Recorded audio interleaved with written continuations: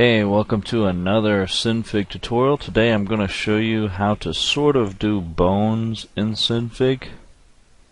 To speed things up, I'm going to quickly draw a kind of human arm on the canvas here, a cartoon arm, and then come back. Okay, now we're back, and I've got my cartoon hand here. It's made of 6 different objects. Let me drag this over here so you can see better. There's 2 objects for the upper arm, 1 for the white layer and the outline, 2 for the forearm, and 2 for the hand. Okay, and the way we sort of make a bone effect is by combining these objects with rotation layers and encapsulation. We're going to make rotation points at the wrist, the elbow, and the shoulder. I'm going to turn off low resolution preview because it can look pretty choppy when doing rotations in low resolution. If you have a slower computer, you'll want to leave low resolution on. Let me move this window back over, and I'm going to add my first rotation layer. Right click, new layer, transform, rotate, and you can see our rotation layer here. I'm going to drag its base over to the shoulder. Now with the blue lever we can swivel the arm. Just drag it up or down in the direction you want to go. Now I'm going to Control Z to go back to the original position. Because this rotation object is at the top of our layers, it will rotate everything underneath it. Now we want to add a rotation layer that rotates only the forearm and hand, and not the upper arm. To do this, we're going to use encapsulation now, and select the forearm and hand objects. Right click and encapsulate them. Now open up the encapsulation. Select the top layer, right click on it, go to new layer, transform, rotate. Now we have a new rotation object inside the encapsulation.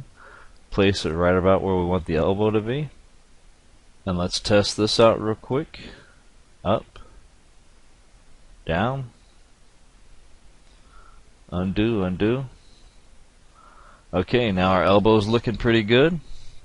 And we want one more rotation object at the wrist.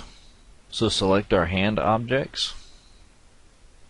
Right click on them, go to encapsulate, open it up. So now we have some encapsulated objects within another group of encapsulated objects. Choose the top layer in our new encapsulation, right click on it, go to new, transform, rotate,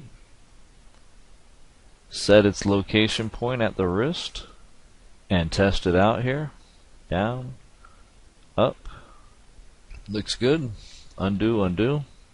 Now we have our 3 rotation areas, and we can pose the arm however we like. Try up on the hand, go to our elbow rotation, bring it up, and move our arm rotation down. And notice that the rotation of the arm affects all the layers below it, and the rotation of the elbow affects the forearm and hand, and the wrist only affects the hand. So the farther up the arm we go, the rotation affects more parts of the arm, making it more natural. I'm going to undo these changes I've made. Also, you can change these rotations over time. Let's make a short animation on moving this arm around. Go into editing mode. Let's set our starting point for the shoulder rotation, starting point for the elbow rotation. Let's put it straight, and starting point for the wrist location.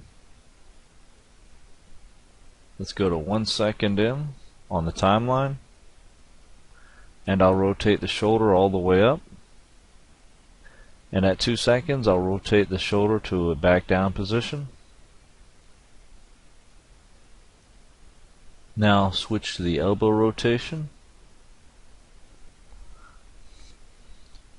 Here on the timeline, I'm going to move the elbow rotation start to 2 seconds. This is when I want it to begin rotating. And at 3 seconds, I want it to be flexed all the way up. And 4 seconds back down again. Now I'm going to move the wrist rotation layer. I want to move its start of rotation at 4 seconds. Now I'm going to go to 5 seconds. Now because rotation layers aren't actual bones, you can rotate an object as many degrees as you like. I'm going to rotate this hand around 360 degrees in the last second of the animation. Okay, stop editing. And let's preview what we have. Click on the arrow, File, Preview. Increase the zoom to increase the quality of the animation. Click Preview. Okay, your video may take some time. I always have looping selected on my previews so that it continues to replay. And let's go ahead and see what it looks like. And that's pretty much all there is to getting bone-like animation in Synfig. I hope you enjoyed this.